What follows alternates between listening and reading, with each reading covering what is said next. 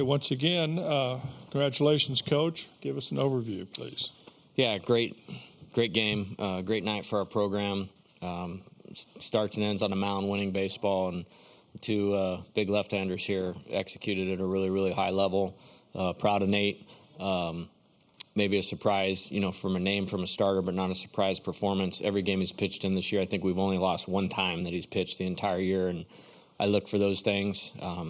He did a great job executing, and then, Riley at this point is probably one of the most experienced pitchers of pitching in this ballpark and having success. Did his deal. Great performance by Dylan at the top of the lineup. We did just enough against, in my opinion, one of the two best pitching staffs in college baseball. And to beat them 4 times this year is a great accomplishment for us because of the respect that I have for Tony and how well they recruit and the Tennessee program. So wrap that one up and on to tomorrow. Okay, we'll open it up for questions for the student athletes first, and we'll go back here first. I saw your hand. This one's for Dylan. Miguel Paredes Reyes. Name and affiliation. LSU Tiger TV. Dylan, you were 0 for 3 yesterday. You just barely missed out on a homer earlier in this game. How did it feel like to finally hit that homer in the 8th inning? It felt good. It was pushing. Some of the wind was pushing some balls back into play today, but it was good to kind of just get one out at the right moment and put us up a couple more runs in the 9th to just extend the lead. So it felt good. Just a new day, and you went out there and do what I do. Go for Leah here. Leah Van, Baton Rouge Advocate. Nate, you told me the other day that you were here watching your friend David pitch for Oklahoma last year. So what was kind of your reaction today when you got the start on the mound at the College World Series? It was cool. About it. Simple. I can't remember what he did, but I know he dominated his, so I had to at least dominate today, or he'd have the upper hand. Brag about it. So I don't know. I think he punched out like 15. Yeah. Okay, over here in the middle. Grant Sastre in the Valley Shook. I know you and Riley are roommates. What do you guys do during when you guys have time off from baseball? Nothing. Yeah. Simple. Yeah, literally chill. nothing. Yeah. Maybe watch some movies. That's about it. Well, that doesn't say much. Back here. No, up here. Yeah. Let's go 247. Just talk us through. I mean, obviously you guys go 9 innings and shut them out. I mean, it is a very good offense that you guys faced tonight. Just I guess start with Nate and then Riley. Just what was working for you guys on the mound tonight? The changeup was really working with for me. I know with the wind blowing in and how hard it is to hit a ball out of here. On a normal day, I was just like I'd get a 2-0 changeup call and I'd just throw it down the middle and say let him put it in play because you've seen some balls hit today that were probably 108 off the bat and they were cut at the warning track. So I just pitched with confidence, had confidence in my defense behind me. Yeah, the big park definitely played in my confidence, just be able to fill up the zone and trust my pitches for the weak contact. And even if they got into it, it's really hard to hit it out of the park. So, yeah, I was throwing all 4 pitches and, yeah, just trust my defense. Leah. Riley, you faced a tough situation there. I can't remember which inning, when the base is loaded and you got that weak ground out to first. What was going through your mind and what was kind of your game plan in that moment? Never a doubt, really. I knew I can get out of that. I've been in that situation before. And I just know to fill up the zone and trust my defense behind me. That's what happened, and I got out of it. Okay, back over here. No. Jack DeLongshot with foul pole for both of you guys. Worked into a little bit of a jam in the 5th and the 7th inning. Can you speak to Alex Milazzo? To me, maybe the play of the game. He blocked up a ball in the dirt in the 5th and the 7th for both of you. That really saved the run. You talked about trust, maybe the trust in him and Travinsky, obviously, behind the plate. But how huge is it to have those guys as your backstop? Jack, you said both. They got 3 up here. Which ones? Okay, the pitchers. Nate, you start. Nate, you start. Ninth inning. Yeah, it feels good to have somebody back there that you can trust. Throw an 0-2 pitch, you don't want to leave it too over the plate, so sometimes you got to bounce it. And with him back there, or both of them, I have full trust in them. Riley. Yeah, it's just a confidence thing. And when I need to get the ball down in the zone, I just trust that if I spike it, he's a wall back there, or both of them's a wall. And so, I can execute pitches better. Okay, we got one up here. Do you still?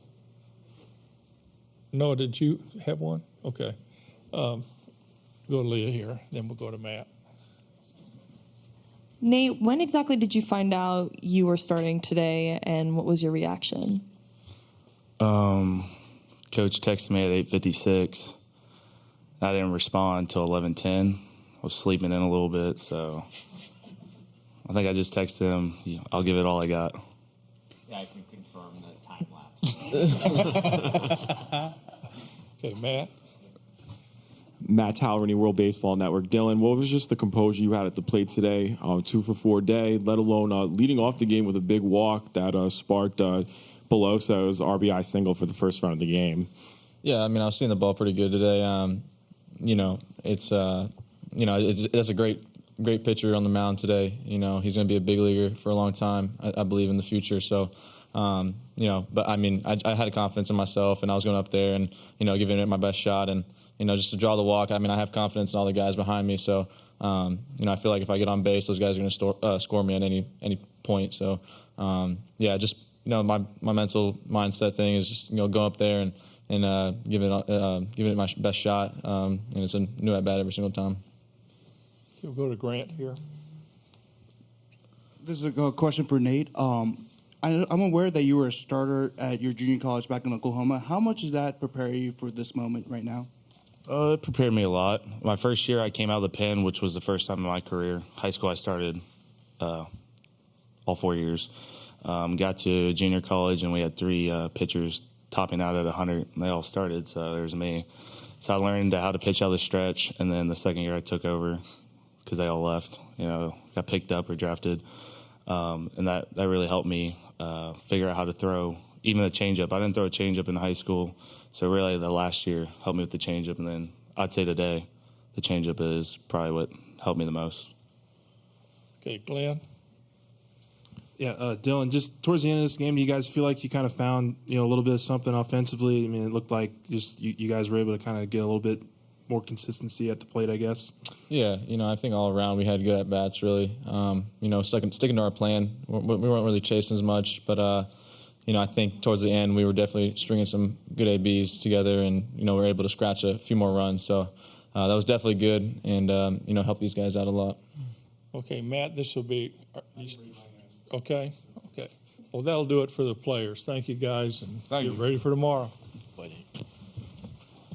You will be the hardest in the water. Gold and white. Gold and white. All white? Gold and white. Okay, that's good.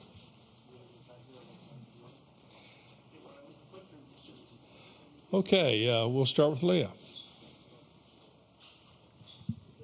I know you've said that Nate pitches in a lot of games that y'all win in, but what else went into giving him the start today? And then were there ever any thoughts about taking him out earlier? Trust in the competitor. And this is a big deal if you haven't been here before. I think our team's handled it great, honestly. And I knew he would handle it well. I knew he would throw strikes. Saw some things in the matchup that I liked. Saw some things in previous games here just throughout the tournament that I liked, that I thought he could be effective. The thought really was 3 innings, 60 pitches. My initial target was 12 hitters. And, he obviously accomplished a lot more than that. Okay, back here. Jay, Wilson Hunter from The Advocate here in the back. Like you said, 3 innings, 60 pitches. All of a sudden, you're in the 5th. He's still going, and you kind of have a leverage situation there. You went out to the mound and decided to keep him in the game. What went into that call there, and what did you tell him in that moment? Yeah, I just wanted to check on him in terms of the fatigue level and then the heartbeat level. And you can see he doesn't get too wound up or rattled over anything.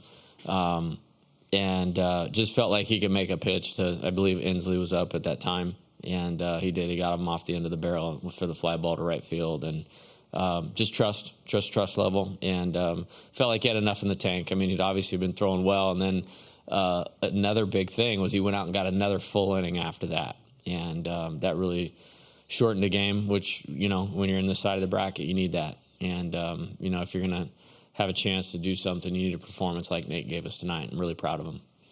Okay, we've got Mike here. Michael Cobble, WBRZ TV in Baton Rouge.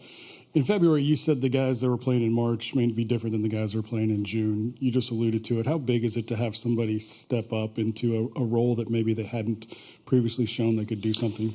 Yeah, it's really big. And this tournament, you always find one or two of those. I just don't see it as like a Cinderella thing because he's one of the most important parts of our pitching staff. I mean, he was down with a sore shoulder beginning of conference, and that was right through Arkansas, Tennessee.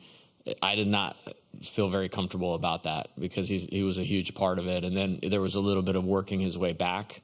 The pitchability, lended you to believe he could start. I think it was a key outing was when we extended him at the SEC tournament against South Carolina, and we got him to 63 or 64 pitches.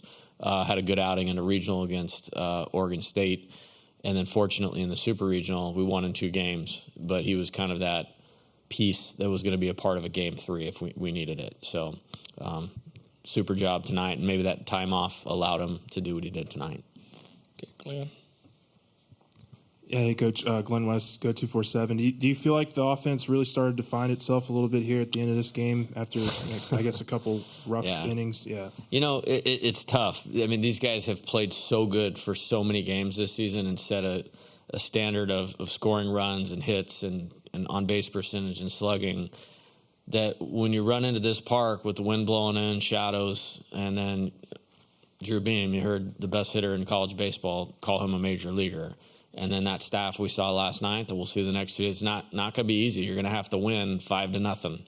And the game changes a little bit in that regard. And I thought they kept with it. I didn't feel like we got discouraged. I didn't feel like we stopped competing, and that was just enough. That second run was big where we got the leadoff double by Trey. Gavin laid down a nice drag to move him over, and they threw it away. It gave us a little bit of breathing room. Then we strung together some good at-bats. Again, that's off Seth Halverson, who's throwing 100 miles an hour. You're not going to score 10 in this environment. And so I'm proud of the way we kind of grinded it out, and then the 2 pitchers did a great job to make that just enough. Okay, right here. Yep. Miguel Paredes Reyes, LSU Tiger TV. Coach, at first you had Pearson and Money in the pen. What made you change your mind and go with Cooper instead? Well, I didn't have Pearson in the pen because he was playing left field.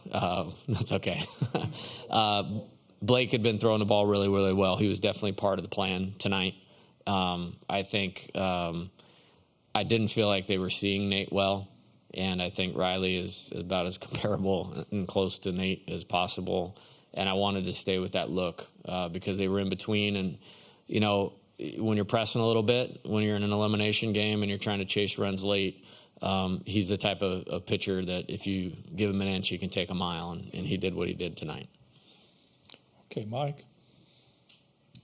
Just Trey Morgan, kind of what's he been to this team over the last 2-3 weeks?